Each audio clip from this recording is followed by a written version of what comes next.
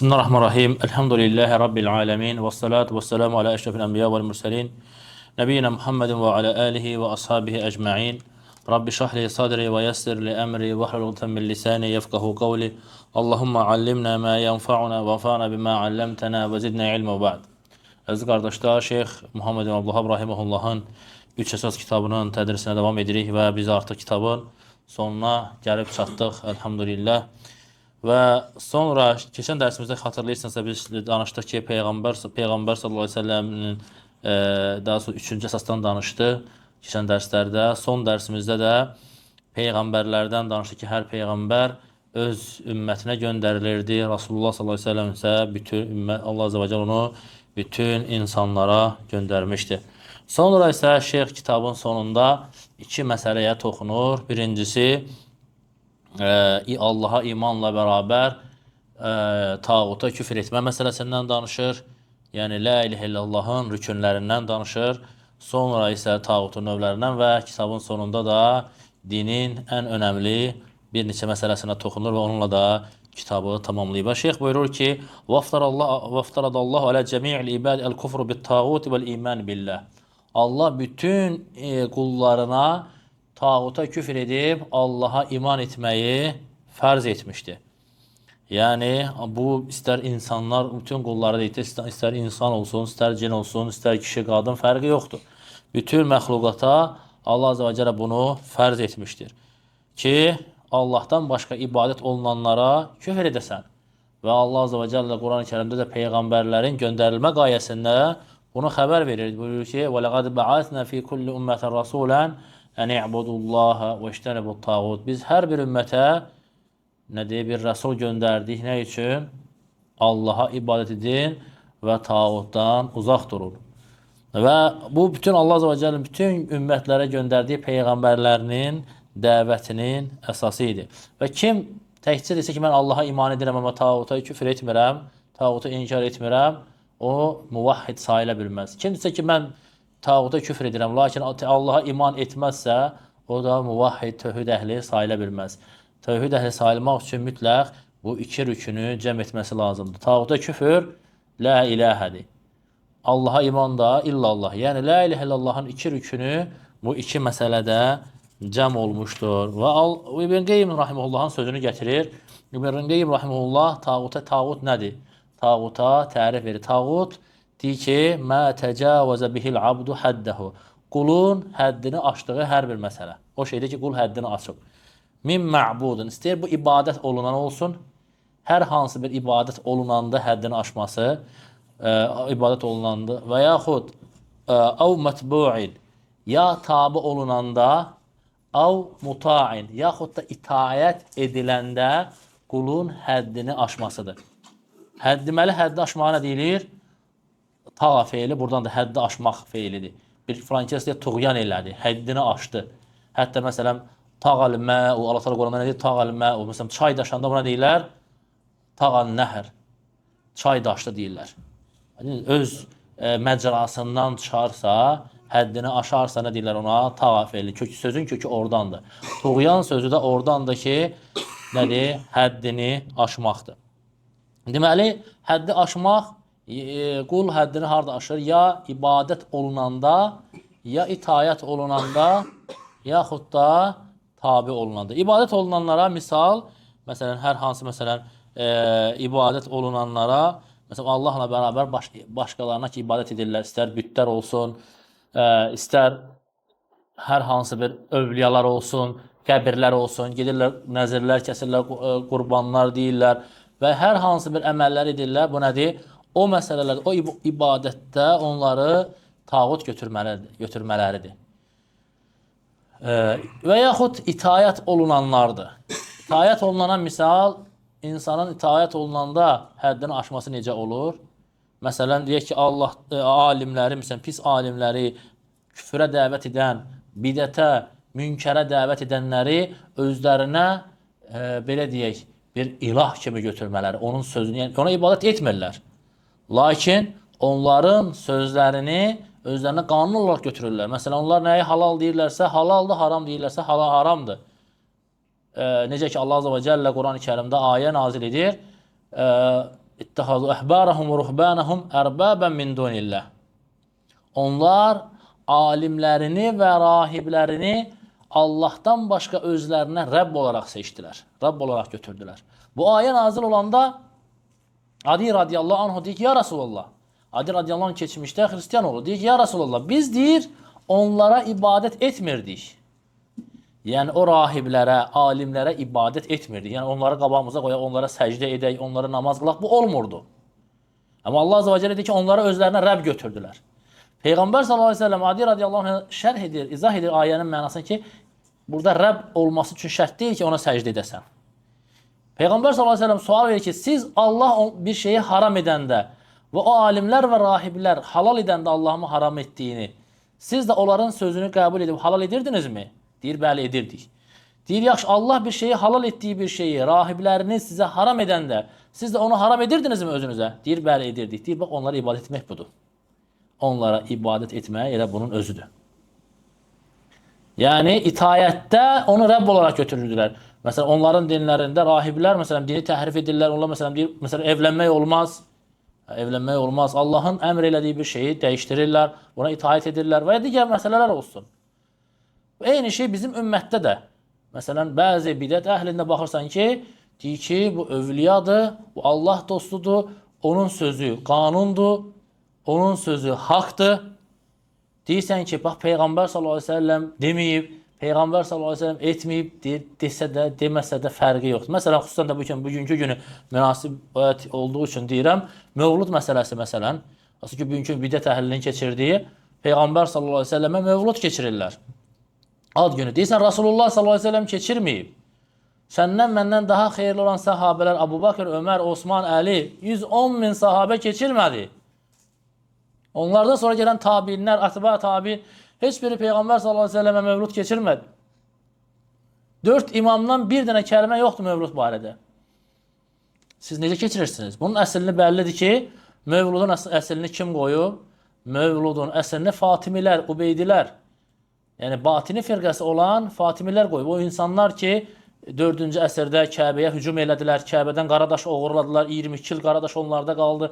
İllərlə insanları həcc etməyə qoymadılar. Kəbədə həcc vaxtı insanları Kəbənin yanında qırırdılar, öldürürdülər. O insanlar, onlar Misirdə hakimiyyətdə olarkən Qibtilərin İsa aleyhissalama ad günü keçirdiyini görürlər.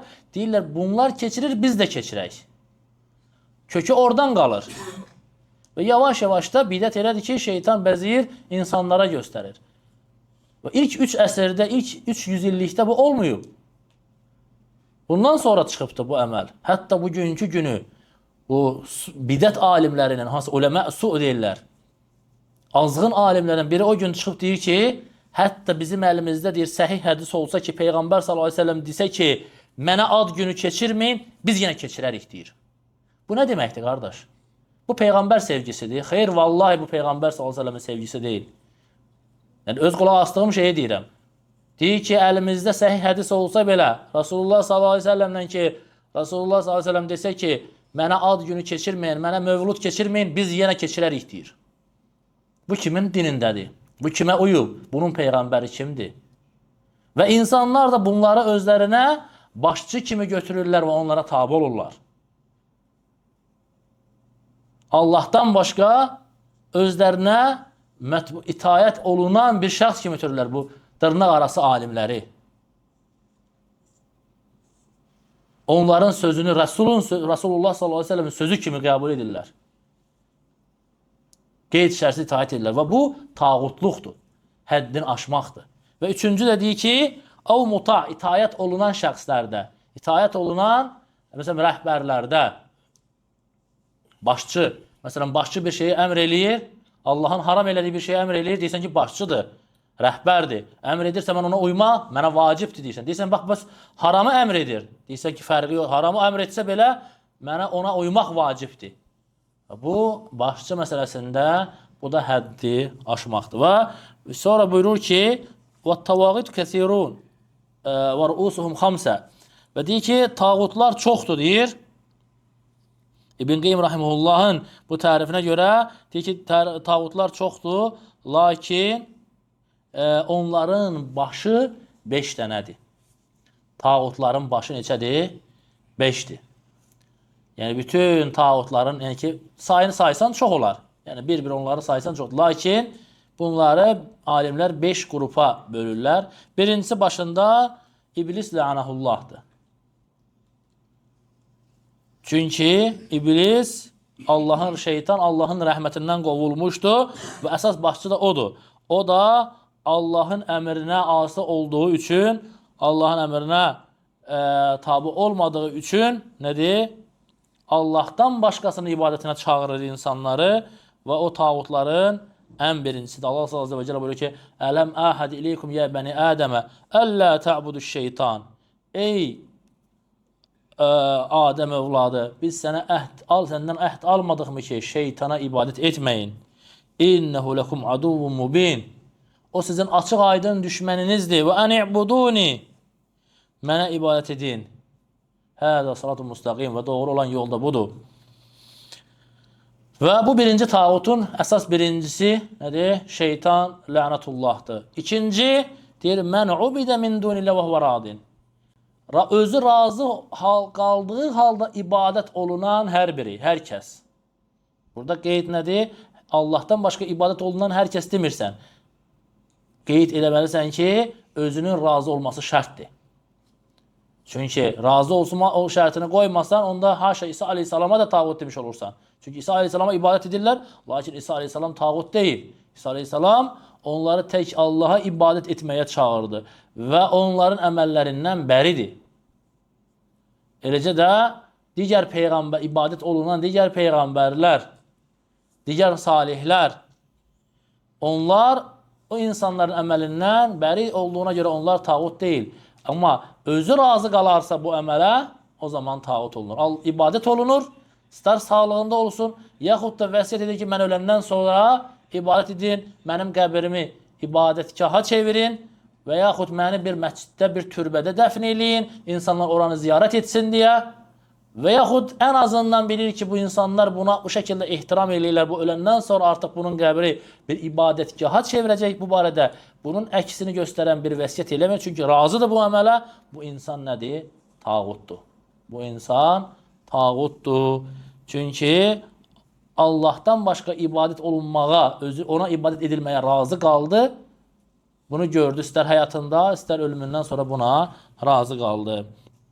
Və üçüncüsü, tağutlardan üçüncüsü buyurur ki, mən də'an nəsə ilə ibadəti nəfsih. O insan ki, insanları özünə ibadət etməyə dəvət edir. Özünə ibadətə çağırır. Yəni, ona təzim etmək. O ibadət dediyi, məsələn, bugünkü günü firqələr var. Məsələn, bəzi firqələr var ki, təriqət şeyxlərini ilahlaşdırırlar. Məsələn, bəzilərində var, məsələn, firqələr var ki, təriqətin şeyxinə peyğəmbərlik iddia edirlər, ticani firqəsi və s. var belənçi və bəziləri ilahlaşdırırlar. Yəni, bu şəkildə hədlərini aşıblar və təriqət şeyxi özünə ibadətə çağırır insanları. Şərt deyil, insanlar onu qəbul etsin, ona ibadət etsin və ya etməsin, fərqi yoxdur. Şərt deyil ki, ibadət olunandan sonra tağut olsun. Mücərrəd o özü nəfsinə ibadətə çağırırsa, o nə olur? Artıq tağut olur. Artıq onda həddini aşmış sayılırlar.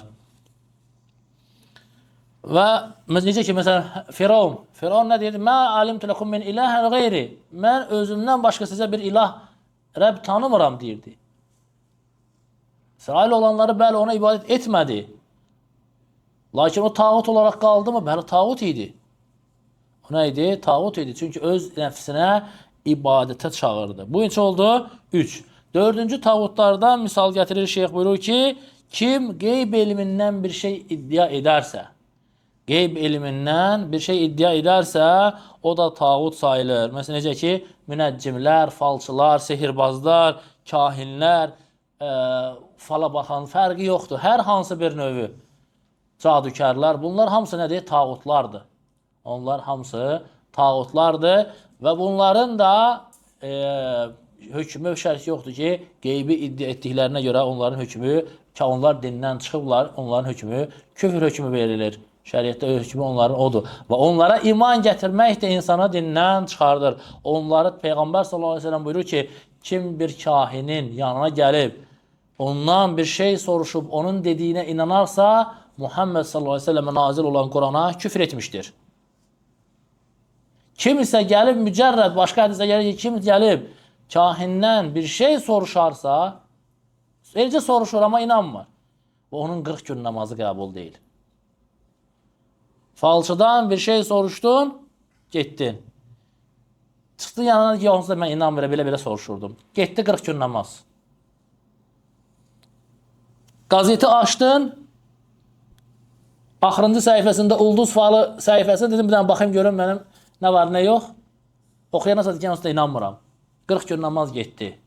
Kanalı açdın, televizorda gördün ki, ulduz falı kanalıdır. Mücərrəd qulaq astın, 40 gün namaz getdi. Mücərrəd qulaq astın, 40 gün namaz getdi. Və yaxud rüqyə edənlər, biz bunu dəfələrlə zikr eləmişik, danışmışıq. Başlayır cinlə danışmağa. Cinin dediklərinə, cinlə filan səni kim göndərdi, kim tərəfindən gəldin, nəyi hara qoymusan, başlayır və bu adam neçə yaşın var, başlayır bəzi şeylər soruşmağa, cinlə danışır. Adamı bayıldır və başlayır cinlə danışmağa. Cin həmin adamın dilinlə, kimə ki girib, onun dilinlə danışır. Və bu da rüqyəçi də cindarlar kimi, falçılar kimi başlayır cinlə söhbət eləməyə. Ona suallar verib, ona inanmasa belə mücərrəd suallar verməsi ilə, o kafir cinə suallar verməsi ilə onun 40 gün namazı getdi. Və sənə də nəql eləyirsən də onun sözünə inansan, küfr etmiş olursan, mücərrəd qulaq assan, sənin də 40 gün namazın getdi. Bu məsələlərə qardaşlar diqqət etməmiz lazımdır. Bu məsələlər önəmli məsələlərdir. Və çünki qeybin açarları Allah Azza və Cəllənin əlindədir. Qeybi Allahdan başqa kimsə bilə bilməz. Və onlar da qeybi iddia etdiklərinə görə onlar dindən çıxmış sayılırlar. Neçə oldu? Bu 4 oldu. Və 5-ci buyurur ki, وَمَنْ حَكَمَ بِغَيْرِ مَا أَنْزَلَ اللّٰهِ Allahın nazil etdiyindən başqası ilə hökm verənlər. Və burada Allah Azze və Cəllə buyurur ki, Ələm tərə iləl-ləzine yəzəmunə ennəhum əmənu bimə unzilə ileykə və mə unzilə min qablik. Sən o insanları gördünmü ki, onlar sənə nazil olana da, səndən öncə nazil olana da iman gətirdiklərini iddia edərlər. Yuridun ən yetəhakamu ilə tağut. Lakin bununla belə tağutla hökm verilməsini istəyərlər. Və qad umiru ən yəkfuru bih. Və onlara əmr olunan nə idi?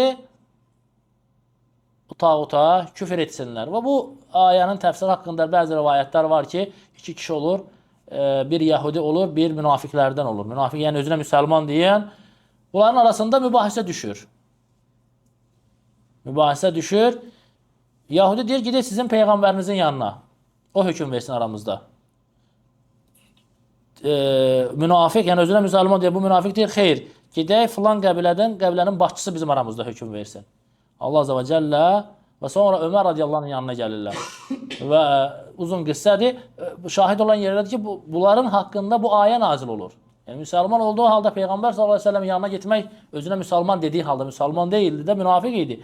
Özünə müsəlman dediyi halda Rasulullah sallallahu əleyhi və səlləmin yanına gedib onun hökmü ilə razı qalmadı. Və burada alimlər buyururlar ki, Allahın hökmü ilə hökm vermək məsələsində təbii ki, bu məsələ daima əllərində bəziləri bayraq edirlər ki, rəhbərlər tağutlardır, bunlar üçün nədir, Allahın hökmünə hökm vermirlər, onlar tağutlar da kafirlərdir, o zaman bunlar kafir olurlar. Və alimlər məsələdə təfsilat veriblər. Necə ki, ayənin təfsirində gəlir ki, وَمَنْ لَمْ يَحْكُمْ بِمَا أَنْزَلَ اللّٰهُ فَأُولَٰئِكَ هُمُ الْكَافِرُونَ Allahın hökmü ilə hökm verməyənlər kafirlərdir. İbn Abbas radiyallahu anh bu ayənin təfsirində deyir ki, tərcüman-ül Qur'an, Peyğəmbər sallallahu əleyhi və səlləmin əmsi oğlu olan İbn Abbas radiyallahu anh deyir ki, bu sizin zənn etdiyiniz küfür deyil, dindən çıxaran küfür deyil, bu kiçik küfürdür. Bu nədir? Kiçik küfürdür. Bu İbn Abbas radiyallahu anh'ın təfsiridir. Lakin alimlər yenə də bu məsələdə təfsirat veriblər ki, ümumi olaraq bəli kiçik küfürdür, lakin insan halal görərsə, o zaman onun küfürü kiçikdən nəyə qalxır?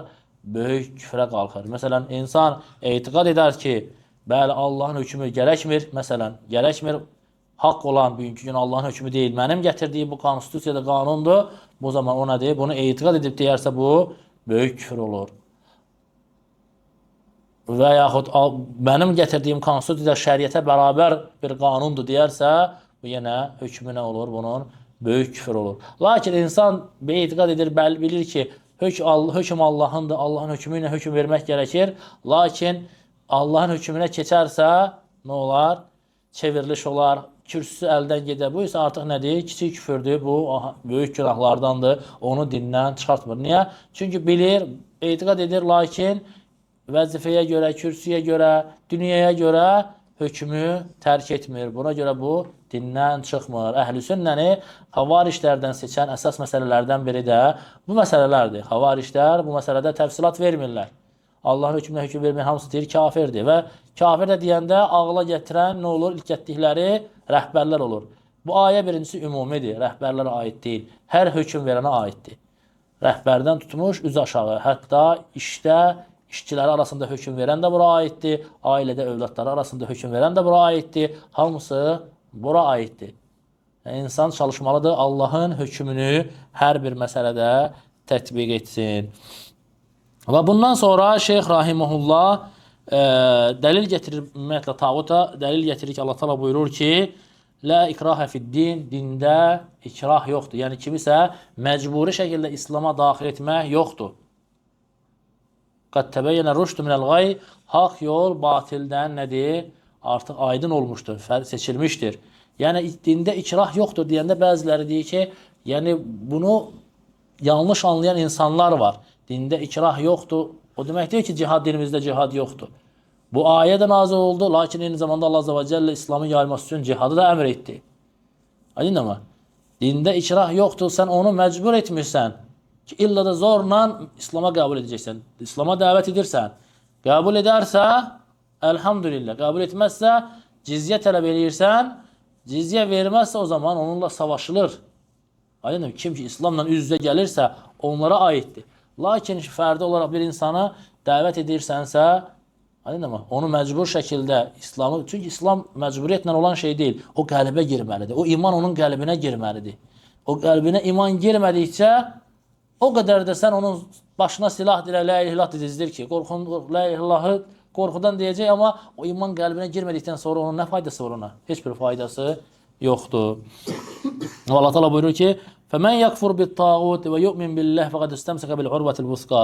Kim tağuta küfr edib və Allah'a iman gətirərsə artıq möhkəm bir ipdən sarılmış, ipə sarılmış olur. Yəni la ilahe illallah'a sarılmış olur. Və sonra şeyx ən sonda bir hədis zikr eləyir. Məşhur bir hədisdir. Tirmizinin rivayət elədiyi Muaz radiyallahu anh'dan gələn hədisdir. Muaz radiyallahu anh deyir ki, Peyğəmbər sallallahu aleyhi ve sellemə dedim ki, ya Resulullah, mənə elə bir əməl haqqında xəbər ver ki, o məni cənnətə daxil etsin və o məni cəhənnəmdən xilas etsin. Şeyx Rahiməhullah bu hədisi tam zikr etmir. Şeyx Muhammed Abdülvahhab Rahiməhullah hədisdən az bir hissəsini, cüzi bir hissəsini zikr edir. Biz isə hədisi bütöv şəkildə fayda olaraq zikr edək. Deyir ki, mənə elə bir əməl haqqında xəbər ver ki, məni cəhənnəm odundan, məni cənnətə daxil edib, cəhənnəm odundan uzaqlaşdırsın, deyir. Muaz radiyallahu anh deyir. Və Peyğəmbər sallallahu aleyhi ve sellem deyir ki, sən məndən çox əzəmətli bir məsələ haqqında soruşdun. Və o, Allahın asanlaşdırdığı insanlar üçün asandır. Tə'budullaha la tuşriku bihi şey'ə və tuqimə salata və tu'tiyə zəkata və tasuma ramadan və tuhuccəl beyt. Peyğəmbər sallallahu aleyhi ve sellem ona İslamın rükünlərini anladır. Cənnətə girmək istəyirsən, cəhənnəm odundan qorunmaq istəyirsənsə deyir, Allaha ibadət elə, ona heç nəyi şərik qoşma. La ilahe illallah. Namazını qıl, zəkatını ver, Ramazan orucunu otut və Kəbəni həcc elə. Deyir, sonra mənə dedi ki, mən sənə xeyir qapılarını göstərimmi? Xeyir qapılarını öyrədimmi? Kim deyir bunu? Rasulullah sallallahu aleyhi ve sellem Muaz'a deyir. Muaz radiyallahu anh deyir ki, bəli öyrət ya Rasulullah. Peyğəmbər sallallahu aleyhi ve sellem buyur ki, oruç bir qalxandır. Qalxan yəni qoruyucu, döyüşdə ki, qalxan tuturdular əllərinə. Yəni o səni qorumaq üçündür. Sədəqə isə günahları söndürür. Necə ki, su ateşi söndürdüyü kimi sədəqə də günahları söndürür. Və kişinin əfzəl əməlləri, xeyir qapılardan biri də nədir? Kişinin gecə vaxtı qıldığı namazdır. Hansı namaz? Təəccüd namazı. Və sonra Peyğəmbər s.ə.v bu ayəni oxudu ki, Tətəcəfə cunubuhum anil madaci'i yəd'unə rabbahum xaffə və tama'an və mimmə rəzəqnahum yunfiqun fələ tə'ləmu nəfsun mə uxfiyə ləhum min qurrati a'yunun cəzəən bimə kənu ya'malun. Onların deyir, yanları yataqlardan neynir? Qalxar, yəni yatmazlar gecə. Nədir? Yəd'unə rabbahum. Rəblərinə dua edərlər. Həm qorxu ilə, həm də ümid edərək dua edərlər və onları ruziləndirdiyimiz şeylərdən xərcləyərlər. Və Allah Azə və Cəllə mükafatını bəyan edir ki, فَلَا تَعْلَمُ نَفْسٌ مَا أُخْفِيَ لَهُمْ مَا أُخْفِيَ لَهُمْ مِنْ قُرَّةِ أَعْيُنٍ. Allah Azə və Cəllə buyurur ki, heç bir nəfs bilmir ki, onun gözünü sevindirəcək hansı nemətlər onlar üçün saxlanmışdır, onlar üçün gizlədilmişdir. Cəzəən bimə kənu ya'malun. Onların əməllərinin etdikləri qarşılığında hansı əməllər göstərir. Və sonra Rasulullah s.ə.v buyurur və şeyx də bu hədisin bu hissəsini zikr edir. Deyir, mən sənə bir işin başını, bir iş haqqında, onun özünü, onun dirəyini və zirvəsi haqqında xəbər verimmi? Dedim ki, ey Allahın Rasulü xəbər ver. Və Rasulullah s.ə.v buyurdu ki, Rəsul əmri, işin başı İslamdır və amuduhu salə, onun dirəyi namazdır və onun zirvəsi də cihaddır. Yəni Rasulullah s.ə.v dedi ki, hər işin başı nədir? İslamdır. İslamı qəbul etməkdir. Hər işdə ən birinci nədir? Müsəlman olmaq lazımdır. Və bu dinin dirəyi də nədir? Namazdır. Dirəksiz o ev olmadığı kimi namazsız da müsəlman olmaz. Və buyurur ki, və bunun zirvəsi də nədir? Allah yolunda cihad etməkdir. Və sonra mənə dedi ki, bunların bütün hamısına sahib olacaq bir şeyi sənə xəbər verimmi? Dedim ki, xəbər ver ya Rasulullah. Və Peyğəmbər s.ə.v dilini tutaraq dedi ki, buna sahib ol, dilinə sahib ol. Dedim, ya Rasulullah, biz danışdığımız hər sözə görə hesaba mı çəkiləcəyik? Peyğəmbər s.ə.v dedi ki, anan səni ağlasın, ey Muaz, insanları üzü üstə cəhənnəmə sürükləyib salan dillərinin dilləri ilə qazandıqları deyilmi? Yəni, dilləri ilə etdikləri deyilmi? Və bu, həqiqətən bu hədis əzəmətli bir hədisdir, özündə böyük mənaları cəb edən hədisdir və şeyx də bu hədisdən 3 məsələni zikr edir. O da nədir? Dinin başı İslamdır, yəni La ilahə illallah Muhammedən Rasulullah şəhadətidir və dirəyi isə namazdır. Çünki necə ki, dediyimiz kimi, dirəksiz ev olmadığı kimi namazsız da İslam olmaz və namazı da tərk etmək ən böyük günahlardandır. Namazı tərk etmək oğurluq etməkdən, adam öldürməkdən, zina etməkdən, yalan danışmaqdan, riba yeməkdən, içki içməkdən daha böyük günahdır. Yəni namazın tərki elə belə bir şey deyil və işin zirvəsi, ən yüksək mərtəbəsi də nədir? Və o da Allah yolunda deyir, cihad etməkdir və əməllərin ən əfzəlidir. Necə ki, başqa bir hədisdə Peyğəmbər s.ə.v sahabə soruşur ki, ən əfzəl əməl hansıdır? Peyğəmbər s.ə.v deyir ki, vaxtında qılınan namaz, deyir, sonra nədir? Deyir, valideynə yaxşılıq etmək, deyir, sonra nədir?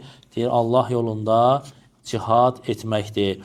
Və bundan sonra şeyx, çünki cihadın fəziləti Allah Azə və Cəllə bəzdə bəyan edib ki, cihad, yəni Allah Azə və Cəllənin dinini izhar etməkdir, dinini yaymaq. Təbii ki, cihadın da öz şərtləri var, öz qaydaları var. Yəni bu, yəni şərtlərlə olur. Yəni hər əlinə qılınc, silah alan, mən cihad eləyirəm, belə olmur. Dinimiz fovdadan, özbaşınalıqdan çəkindirir.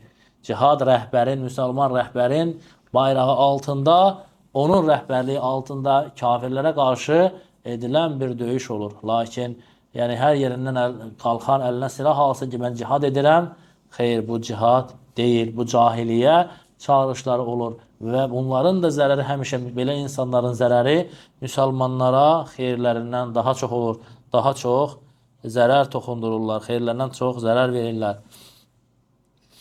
Yəni, amma həqiqi şəriətin buyurduğu şəkildə bir cihad olarsa, yəni İslam alimləri, məsələn, baxırlar onun şərtlərinə, hamısı yerinə yitirmiş bir şəkildə olarsa, bəli, bu əməl Allah katında ən xeyirli əməllərdən, necə ki, Peyğəmbər sallallahu əleyhi və səlləm buyurur ki, Allah yolunda cihada çıxmaq dünya və onun içində olanlardan daha xeyirlidir.